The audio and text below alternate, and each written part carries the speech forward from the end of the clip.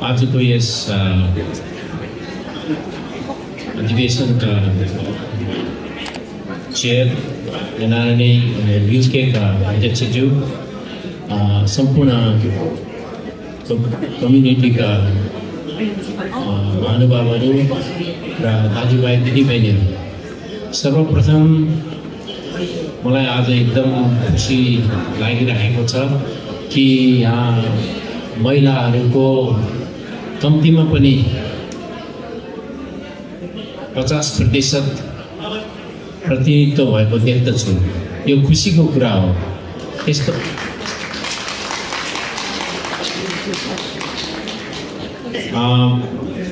हाम्रो नेपाली समुदायको विभिन्न भेलामा अथवा मिटिङहरूमा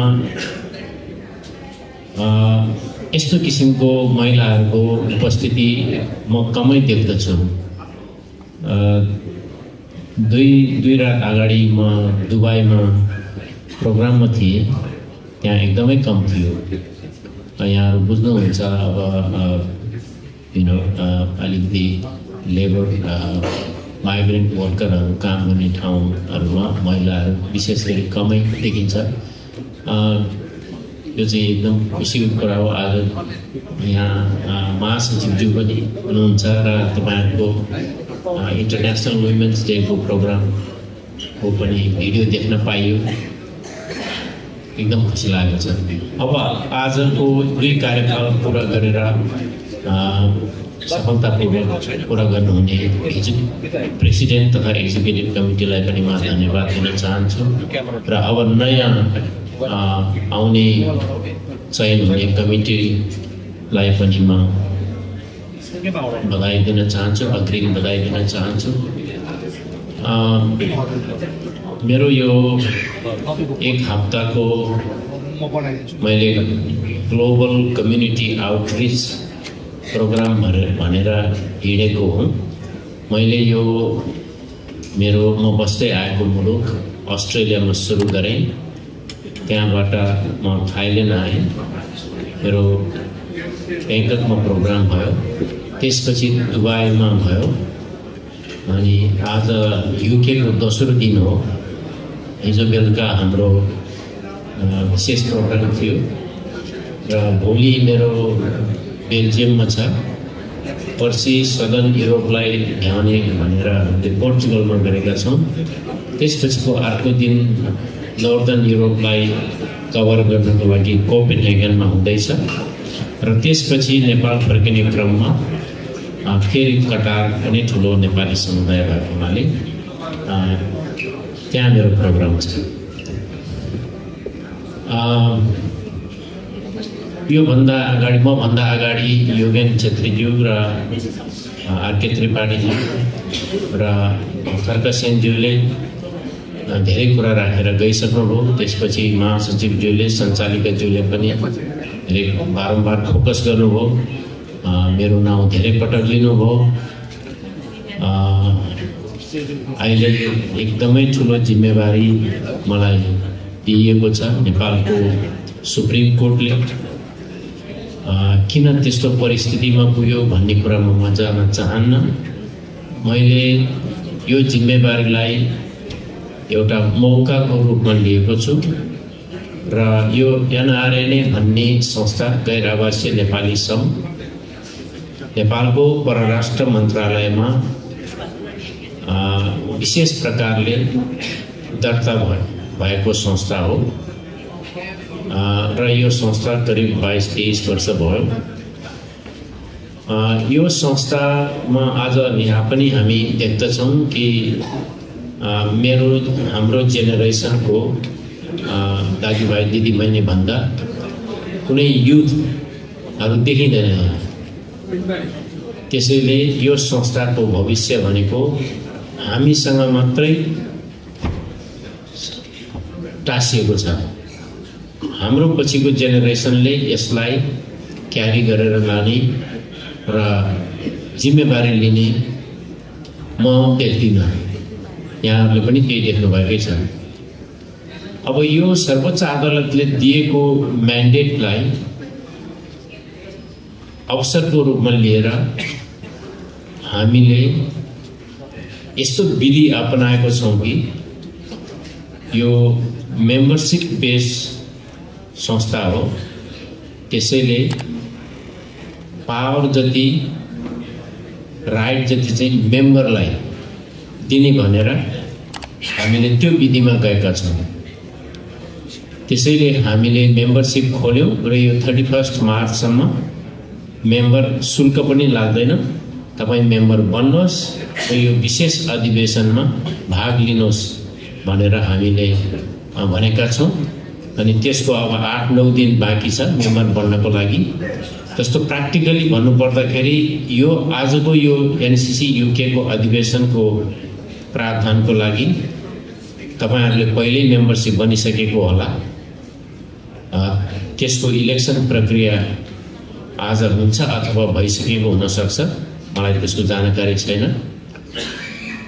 अब काठमाडौँमा भौतिक रूपले उपस्थित भएर हुने अधिवेशनको प्रायोजनको लागि हामीले 31 मार्चसम्म मेम्बरशिप अझै खुला राखेको छ। त्यसैले यहाँहरूले फेरि मेम्बर बन्नु भएको छैन भने मेम्बर बन्न सक्नुहुन्छ र आजीवन मेम्बर तपाईहरु हुनुहुन्छ भनेदेखि फेरि मेम्बरशिप लिइराख्नु परेन। अब एकपटक मेम्बर भइसकेपछि अथवा भ्यालिड मेम्बर छ भने त्यो मेम्बर सिधै डेलिगेट हुन पाउने आफ्नै इच्छाले स्वेच्छाले यो प्रणाली हामीले लगाएका छौं। यो प्रणाली भनेको यो एनआरएनए भन्ने संस्थाको फुल्ली डेमोक्रेटाइजेसन गरेको हो। यो प्रणाली भनेको फेयरनेस हो, समान अधिकार दिएको। यो भन्दा अगाडि अहिलेसम्मको प्रचलनमा एनआरएनए मा नेतृत्व चयनको लागि कस्तो किसिमको प्रणाली थियो र भइराखेको छ भने मेम्बरलाई अधिकारबाट वञ्चित गराएर आफ्नो सुहाउँदो डेलिगेटहरु लाने र बेस मेम्बरहरुलाई इच मेम्बरलाई चाहिँ 10% करिब 10% मात्रै डेलिगेसनको राइट दिएको थियो। त्यस्तो संकुचित बनाइएको अधिकार संकुचित बनाइएको त्यसलाई मैले के भन्दै आएको छु भने टप डाउन एप्रोच। नेपालमा दर्ता भएको संस्थाले यूके मा दर्ता हुने भएको संस्था यो अर्कै संस्था हो। यो एउटा नाउ सिमिलर नाउ लिएको नेटवर्क मात्रै हो। हाम्रो सम्बन्ध भनेको यो सहकार्य गर्ने भनेर यो नेटवर्क हो। यो तर हामीलाई कस्तो किसिमको इम्प्रेसन दियो मेम्बरहरुलाई भने यो नेपालमा दर्ता भएको संस्थाकै एउटा सिस्टर अर्गनाइजेसन अथवा त्यसैको हाँगा बिगा हो भन्ने त्यस्तो किसिमको प्र्याक्टिस भयो। त्यसैले त्यो दुर्घटना यो हुनु नै थियो। यो विवादहरु हामीले नम्बर 1 त्यसलाई कन्टेम्पोरराइज गर्न सकेन। That means generation to generation हामीले सक्सेसन प्लान गर्न सकेन संस्थाले। मिनिङ अब मेरा छोराछोरीले मैले गरिराखेको मैले चलाइराखेको संस्था क्यारी ओभर गर्न नचाहने हो। किनभने उनीहरुलाई सुहाउँदो खाले बनाउन हामीले सकेनौं हैन। त्यसैले यो सर्वोच्चले दिएको अधिकारलाई प्रयोग गरेर अहिले यो संस्था ट्रान्सफर्म गर्ने र नयाँ संस्था बनाउने जुन चाहिँ मल्टी जेनेरेसन भविष्यको जेनेरेसनलाई पनि कन्टेम्पोरराइज गराएको हो। यो मिनिङ अधिकार जति सबै मेम्बरमा दिएको छ। अब यो त यो एउटा अधिवेशनको लागि भयो यो प्रणाली। अब सधैँको लागि यो प्रणाली कसरी गर्ने त भन्दाखेरि फिजिकली नेपालमा गएर बन्द सत्रमा बसेर नयाँ कन्स्टिट्युसन यो संस्थाको कन्स्टिट्युसन मिनिङ फाउन्डेसन स्टोन ले गर्ने भन्ने चाहिँ प्रणाली लगाएको हुनाले तपाईहरुलाई यो के हो भनेर यी कुरा भन्दै हिँडेको म छु। म कुनै नेतृत्व लिनको लागि होइन कि संस्थालाई फ्रन्ट र सेन्टरमा राखेर यो संस्था सुधार्न सकिन्छ भनेर नयाँ संस्था बनाउनको लागि यसरी हिँडिरहेको छु। हेर्नुहोस्, अब कुरो के आउँछ भने युके यहाँहरूको र हाम्रो पनि सबैको अहिलेको जल्दो बल्दो अड्केको कुरा के हो भने हाम्रो नागरिकता हो। म यहाँहरूलाई एउटा इक्जाम्पल दिन्छु। म एनआरएनएको प्रेसिडेन्ट हुँदाखेरि 2015 जुन चाहिँ नेपाली क्यालेन्डर अनुसार 72 साल हो कि 70 कति हो, नयाँ संविधान नेपालमा आयो। त्यो संविधानमा गैर आवासीय नागरिकता भन्ने त्यो प्रावधान राखियो। त्यो पर्सनली मैले अध्यक्षको हैसियतले कन्स्टिट्युसन एसेम्ब्लीमा भएको जुन नागरिकता सम्बन्धी डिल गर्ने कमिटीको पर्टिकुलरली 2 जना एमपीहरूसँग पर्सनली नेगोसिएसन गरेर सम्झाएर, किनभने उहाँ 2 जना चाहिँ परिचय पत्रमा मात्रै हामीलाई लिमिट गराउनेवाला थियो। उहाँ कुनै हालतमा पनि नागरिकता भने भोट नराख्ने भन्ने उहाँहरूको स्ट्यान्ड थियो। धेरैजना कमिटी मेम्बर थिए, सबै कन्भिन्स भयो, तर 2 जना व्यक्ति चाहिँ कन्भिन्स भएको थिएन। मैले पर्सनली नेगोसिएटेड गरेर नागरिकता भन्ने शब्द त्यहाँ राखियो कि राजनीतिक अधिकार बाहेकको सबै आर्थिक सांस्कृतिक सबै अधिकार नेपालको नेपाली सरह पाउने गरी गैर आवासीय नागरिकता नेपालको कन्स्टिट्युसनमा राखियो। हेर्नुहोस्, त्यो एउटा स्टेपिङ स्टोन थियो हो पनि। यो अहिले निरन्तरता, नेपाली नागरिकताको निरन्तरता भन्ने प्राप्तिको लागि त्यो एउटा प्राग्मेटिक स्टेपिङ स्टोन मात्रै थियो। होइन, त्यो चाहिँ किन नलिने त? अहिलेलाई त्यो लिइराख्नु, हाम्रो एजेन्डा लङ टर्म एजेन्डा चाहिँ कन्टिन्यू नै गर्ने भन्ने कुरा हो। तर अहिले के भयो, पोहोर साल नागरिकता दिन थाले, गैर आवासीय नागरिकता मैले लिएको छैन। जसले त्यो नेगोसिएटेड गरेर म I am telling the truth, okay, I don't say, होइन। एकजना इन्डिभिजुअलले कति गर्न सकिन्छ भन्ने कुरा मैले भन्दैछु, होइन। When you are a leader, you taking the responsibility, you have to negotiate, or you have to do things what you need to do, होइन। त्यो गरियो, त्यो एचिभमेन्ट जस्तो मलाई लागेको थियो। म आफै पर्सनली पनि त्यो नागरिकता लिनेवाला थिएँ, किनभने कानुनी हिसाबले मैले अस्ट्रेलियाको नागरिकता लिइसकेको छु। तर पोहोर साल त्यो नागरिकता दिँदाखेरि मैले त्यो लिइनँ, किनभने त्यो नागरिकता योगेन छेत्रीजीले भन्नुभयो पोहोर साल त्यो कागजको प्रश्न हो भनेर भन्नुभयो। मैले चाहिँ किन त्यस्तो भनेर जस्तो लाग्यो मलाई सुन्नु। तर अहिले चाहिँ साँच्चै त्यस्तो रहेछ। हेर्नुहोस्, त्यो नागरिकता लिँदाखेरि तपाईँले शपथ ग्रहण गर्नुपर्छ, म नेपालको कानुन मान्छु, यो गर्छु ऊ गर्छु भन्ने। दिँदाखेरि भिसा चाहिने, कस्तो नागरिकता हो भिसा चाहिने। फेरि यो एनआरएन कार्ड भन्ने जुन मसँग छ, जसले चाहिँ त्यो फ्री भिसा त होइन, किनभने एडभान्समा तपाईँ पहिल्यै तिर्नुहुन्छ $500 कति, अनि 10 वर्षको लागि त्यो कार्ड दिन्छ। अनि ग्राटिस भिसा भन्ने हुन्छ, भिसा नलाग्ने अरे, भिसा नदिने। तर भिसा फी त लिइसक्यो, कन्सुलेट अथवा चाहिँ एम्बेसीमा तपाईँ बुझाउनुहुन्छ $500, होइन। कस्तो ट्रिकी हेर्नुहोस् न। ग्राटिस रेट भिसा चाहिँ gratis rate meaning free, but you have in advance, you have already paid. अब त्यो नागरिक के भन्छ एनआरएन कार्ड भन्ने मैले त दोस्रो पटक लिइसकेँ। 10 वर्षको पनि एक्सपायर भयो, अर्को नयाँ ल्याएको छु। हेर्नुहोस्, होइन। अहिले फेरि त्यो गैर आवासीय नागरिकता पनि लिन मिल्ने रे, त्यो कार्ड पनि भइराख्ने अरे के। फेरि त्यो कार्ड मोर पावरफुल, नागरिकता भन्दा पनि मोर फेसिलिटी त्यो कार्डमा। भनेपछि कस्तो नागरिकता दिएको त, होइन। आर्थिक सांस्कृतिक सबै अधिकार नेपाली सरह, नेपालमा भएको नेपाली सरह पाउने अरे, कन्स्टिट्युसनमा लेखेको कुरा। अनि दिने बेलामा चाहिँ तपाईको भिसा लाग्ने, भिसा चाहिने, अब यस्तो किसिमको छ हेर्नुहोस् भनेपछि यो हाम्रो कमजोरी हो। हाम्रो कमजोरी किन हो? यस्ता संस्थाहरूले इफेक्टिभ पावरफुल लबी गर्न हामीले सकेका छैनौँ। त्यसैले म यहाँहरूलाई बधाई दिन चाहन्छु। एउटा ग्लोबल एउटा क्याम्पेन भइरहेको छ, यहाँबाट सुरु भइरहेको छ, जुन नागरिकताको कन्टिन्युटी भनेर होइन, वंशजको नागरिकता भनेर जुन क्याम्पेन गराइराख्नु भएको छ। मेरो पूर्ण सकमा त्यसमा समर्थन गर्ने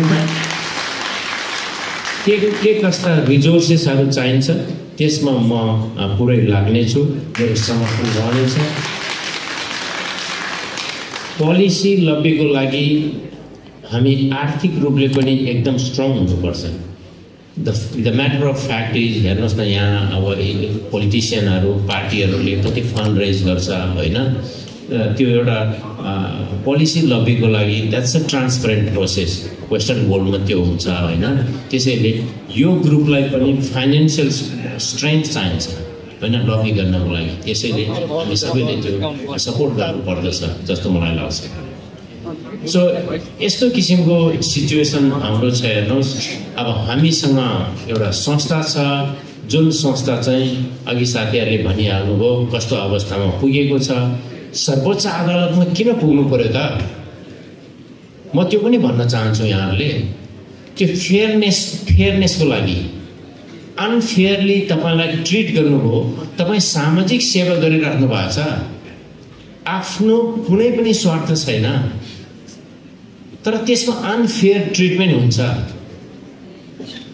मोर सो नेपालमा, नेपाल जस्तो अब रुल अफ ल त्यहाँ फलो हुँदैन। हेर्नुहोस्, बेसिक हुन्छ नि, बेसिक रुल अफ ल भन्ने, ट्रान्सपेरेन्सी हुँदैन, एकाउन्टेबिलिटी हुँदैन, नेचुरल जस्टिस हुँदैन होइन। अब जङ्गल जस्तो छ होइन, जङ्गलमा कस्तो हुन्छ होइन, त्यहाँ त रुल त हुँदैन। जो चाहिँ शेर जस्तो जुन बलियो छ त्यसैले खान्छ। त्यस्तो समाजमा हामी छौँ भन्नाले नेपाल छ। अनि त्यो भएको हुनाले यस्ता सामाजिक संस्थाहरू हामीलाई जरुरी भएको हो। त्यसैले अहिलेको अवस्थामा मैले मेरो एउटा मिसन छ। त्यो मिसन भनेको यो 3, 4 र 5 मेमा अधिवेशन घोषणा गरेका छौँ। साथीहरूले धेरै पटक दोहोऱ्याइसक्नुभयो। म के चाहन्छु भने युकेबाट सकेसम्म धेरैभन्दा धेरै तपाईहरू काठमाडौँ जानुहोला र आफ्नो मत राख्नुहोला र राम्रो नेतृत्वको चयन गराउनुहोला भन्ने म रिक्वेस्ट गर्न चाहन्छु। मैले सोचेँ कि युके गएर एक रात अथवा 2 दिन मैले टाइम स्पेन्ड गरेर 10 जनालाई मात्रै 10 जना बढी व्यक्तिलाई मात्रै अलि कन्भिन्स गराउन सकेँ भने द्याट इज वर्थ भनेर म यहाँ आएको हुँ। मलाई लाग्छ 10 जना भन्दा धेरै नै साथीहरू तपाईहरू दाजुभाइ दिदीबहिनीहरू भाग लिनुहुनेछ। अफकोर्स यु नो आजभोलि ट्राभल गर्नलाई त्यति सजिलो छैन, कस्टली पनि छ अनि टाइम कन्स्ट्रेन्ट पनि छ। कति व्यवसाय गर्नुहुन्छ, कति काम गर्नुहुन्छ भने छुट्टी लिनुपर्छ। तापनि यो चाहिँ गुड कज हो र यो ठुलो अपर्च्युनिटी हो। यो एउटा संस्थाको टर्निङ पोइन्ट हो। यो टर्निङ पोइन्ट हो टु मेक एनआरएनए। यो एनआरएनए भन्ने संस्था भन्छ के नेपालमा यो त एकदम ठुलो थियो, राम्रो थियो भन्छ। तर मलाई चाहिँ मैले 2 कार्यकाल अध्यक्ष गरिसकेका व्यक्तिले यो साँच्चै ठुलो थियो र जस्तो लाग्छ कि यो मोर हामीले इल्युजन दियौँ कि मान्छेलाई हाइप भन्छ नि त्यस्तो दियौँ होइन। एनिवे नेभरदलेस यो ग्रेट थियो भने let's make it great again होइन। अब ग्रेट थिएन भने ग्रेट बनाऊ भनेर म यहाँहरूलाई भन्न चाहन्छु र म यहाँको सहभागिताको अपेक्षा राख्दछु। यति भन्दै टुङ्ग्याउँछु। Thank you so much. धेरै धेरै धन्यवाद डाक्टर शेष हरिज्यूलाई आफ्नो एकदमै महत्त्वपूर्ण मन्तव्य राखिदिनु भएकोमा। धेरै धेरै धन्यवाद।